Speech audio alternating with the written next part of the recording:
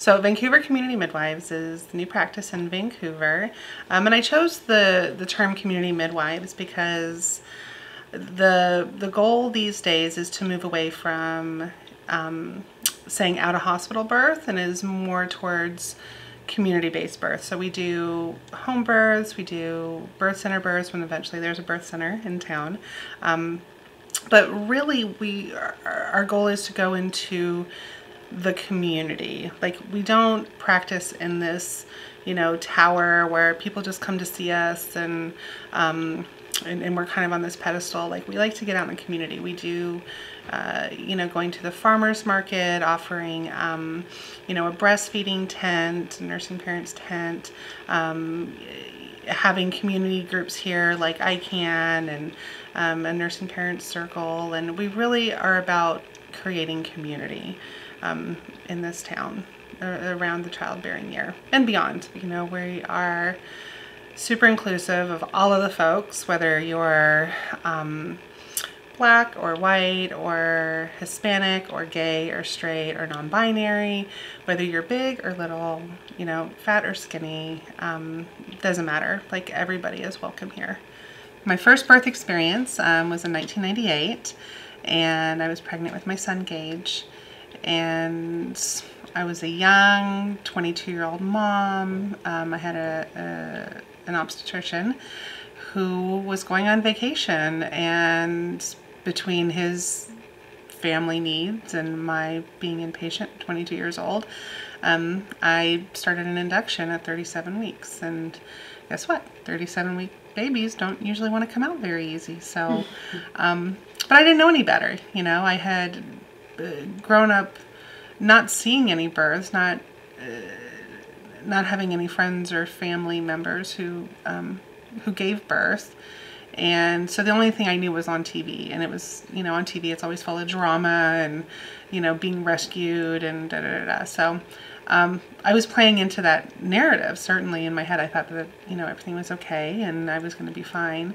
And needless to say, the induction didn't work, and I found myself on an operating table with my husband next to me. And I had this moment of realization, and it came from like the pit of my soul. And it said, this is wrong.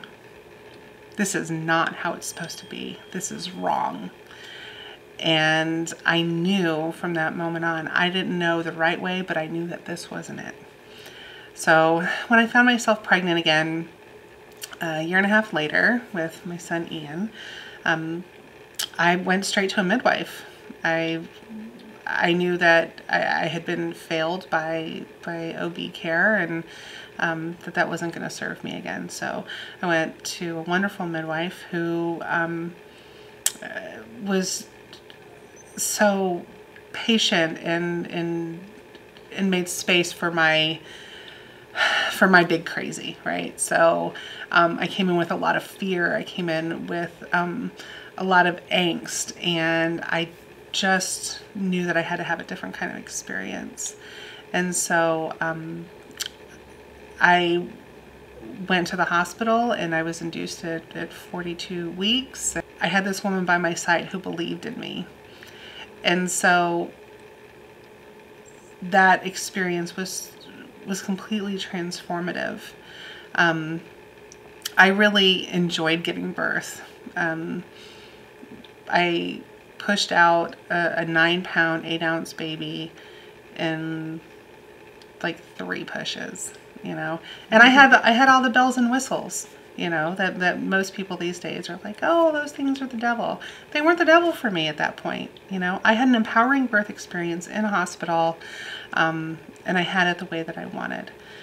So 8 years later, I found myself pregnant again, and I went back to that group and hopefully back to that midwife, and I was really excited, and I was like, here, I get to do it again.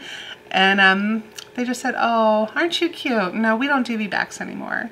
And I said, oh, you're not doing that the work. I'm the one who's doing all the work. You just got to catch and make sure it doesn't hit the floor. And they didn't believe in me. And so I spent the first few months of that pregnancy trying to convince people something that they didn't want to be convinced of. And so halfway through the pregnancy, I said, you know what? I need to get off of this crazy train. And that's when I started looking into home birth. So I found a home birth midwife who, from the moment I met her, I knew that she was going to be the person that was going to help me birth my daughter. And again, she believed in me. You know, she didn't look at my previous cesarean birth and kind of roll her eyes and go, oh, you're one of those VBACs. No, she believed in me from the get-go. And so with her care, I was able to have a home birth in the water, and my daughter was born at midnight by candlelight, surrounded by 15 people, because that's how I live my life. You know, if you live it big, you're going to birth big. And so it was, again, one of those empowering experiences. It changed my life. It absolutely changed my life.